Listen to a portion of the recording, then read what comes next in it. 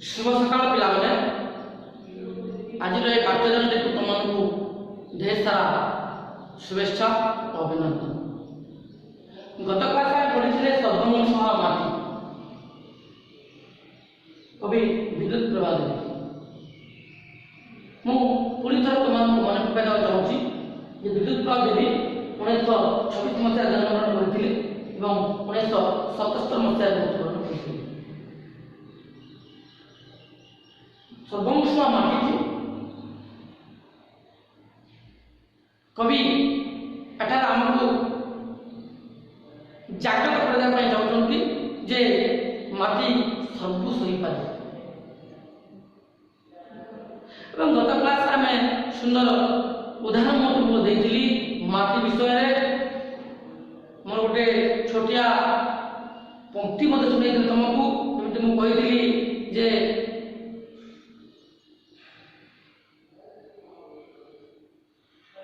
माटी आम सब किसी दे पारे।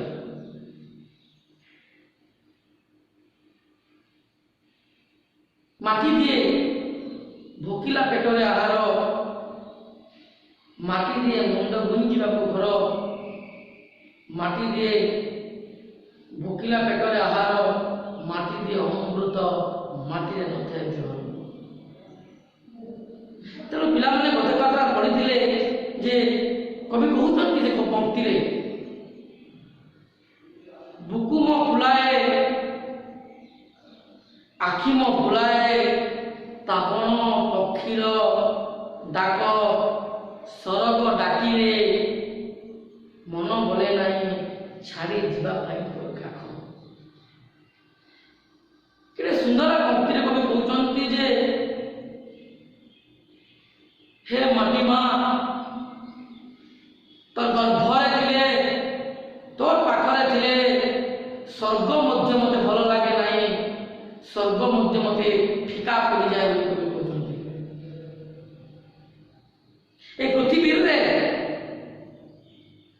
पृथ्वी जो मन रोचंती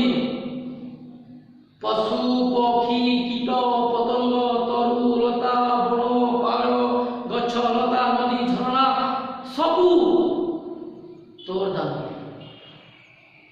तेणु कहते तो बुकुरे छाती मोर हृदय फुली उठे,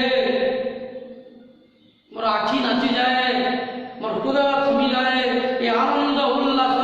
विभोर हो जाए। एवं तोर जो गण अच्छी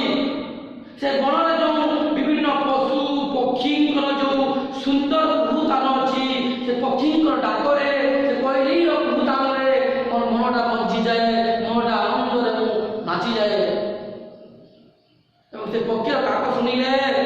सरग डाकिले मन बोले नहीं छाड़ी जावाई काक। काक बोले मन पड़े पिला मैंने आम समस्ते छोट थिला बेले माँ काक काम करते। तेणु ये माटी माँ को कवि माँ कहते तोर काक छाड़ी जावाई तो छाड़ी जावाई हृदय बोले नहीं स्वर्गर पारिजात स्वर्ग मध्य मते फिका लगे, स्वर्ग मध्य मते मीठा लगे। ये पर्यटन पढ़ी तुम मन अच्छी ना नहीं कि भूली जाओ पिला मैंने। अच्छा जाओ तेरे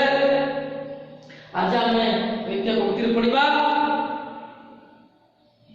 गीता पंक्ति कवि कहते जन्म कालु जे देहे तो आघात केते न देइछि मुहि निज छुआ बोली सबु दोष सिना क्षमी अच्छे क्षमी अच्छो तो क्षमा कर। हे माँ जन्मलु तो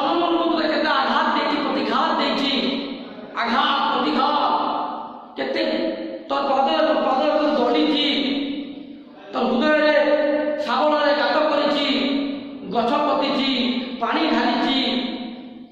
तते खिन भिन करी तथापि तो मते केबे झिंगासी नामु केबे ओदिए कोड़ा कथा कही नामु बरं निज छुआ बोली तू मते सब मोर दोष अली अर्दली को सब भूली जाइछु सबू ଦୋଷ ସିନା କ୍ଷମି ଅଛୁ ତୁଇ କାହିଁକି କ୍ଷମା କରିଅଛୁ କାରଣ ତୁ ମୁଁ ତୋର ନିଜର ଛୁଆ ବୋଲି ମୁଁ ତୋର ନିଜର ଛୁଆ ବୋଲି ମୋର ଅଳି ଦଳିକୁ ମୋର ଦୋଷ ନିର୍ଦ୍ଦୋଷକୁ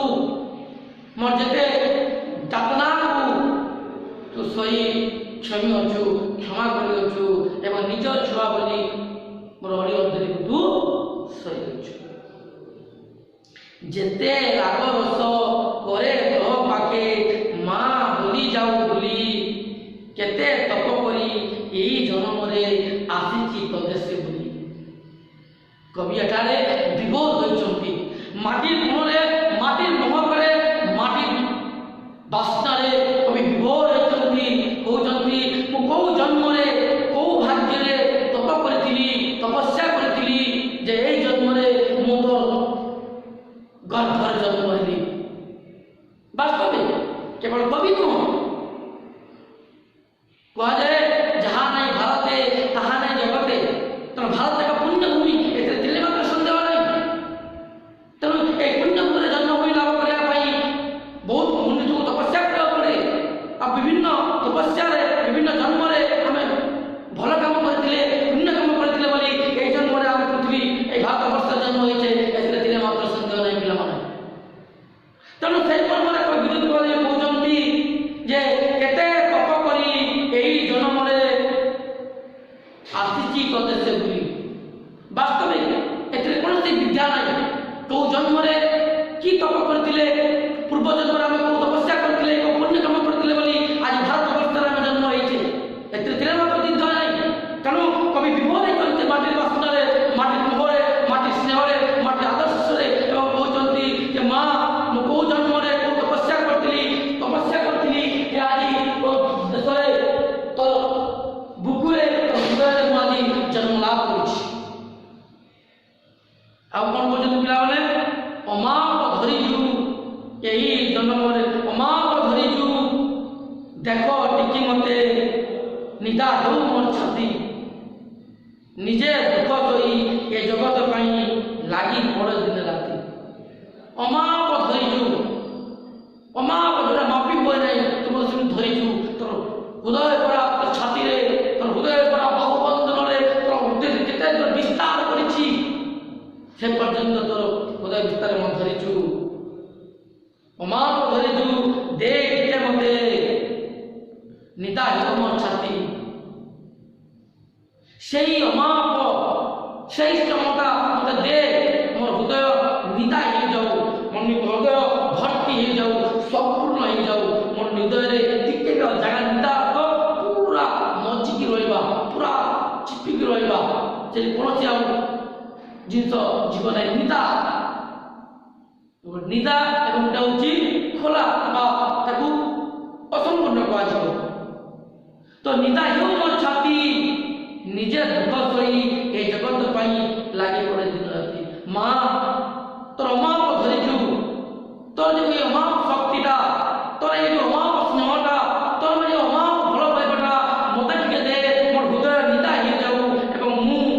ନିଜେ ଦୁଃଖ ସହିକି ତୁ ଯେମିତି ଦୁଃଖ ସହୁଛୁ କଷ୍ଟ ସହୁଛୁ ଏବଂ ଲୋକଙ୍କ ସେବା ଯୋଗାଉଛୁ ଲୋକଙ୍କୁ ମୁଁ ସେମିତି ନିଜେ ଦୁଃଖ ସହି ଏ ଜଗତ ପାଇଁ ଲାଗି ପଡ଼େ ଦିନ ରାତି ବହୁତ ସୁନ୍ଦର କହୁଛନ୍ତି ଆମ ପାଇଁ ସମସ୍ତଙ୍କର ପାଇଁ ଯେ ଏ ସେବାଟା ପୃଥିବୀ ପାଇଁ ଦିନ ରାତି କରି କାହାକୁ ଚାହୁଁଛି ସମସ୍ତଙ୍କର ଆଦର୍ଶ ରହେ ମାଟି ମଧ୍ୟ ଆମର ଆଦର୍ଶ ହେଇପାରିବ ତାକୁ ନେଇ ଆମ ଆଦର୍ଶ ନେଇକି ଆମେ ମନରେ ଶ୍ରଦ୍ଧା ଯୋଗୁଁ ଆମେ ବିଭିନ୍ନ କାର୍ଯ୍ୟ କରିପାରିବା ପୁଣି କ'ଣ କହୁଛନ୍ତି ଦିହ ସିନା ତୋର ପାହାଡ଼ ପଥର କଅଁଳ ପଥର ପ୍ରାଣ ଦୁଃଖ ଦଡ଼ମଣି ସହିବାକୁ ମତେ କରିଦେ କରିତ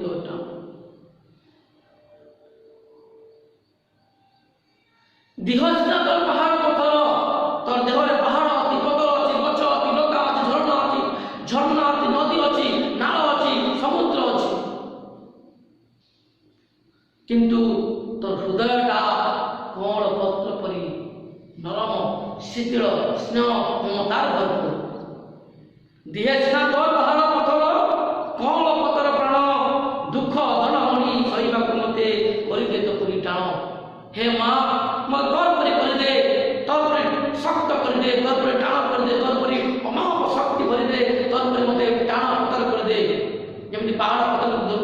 ଧରିବୁଠୁ ଶକ୍ତ ନିର୍ବିକାର ଭାବରେ ରହିଅଛୁ ମୋତେ ସେହିପରି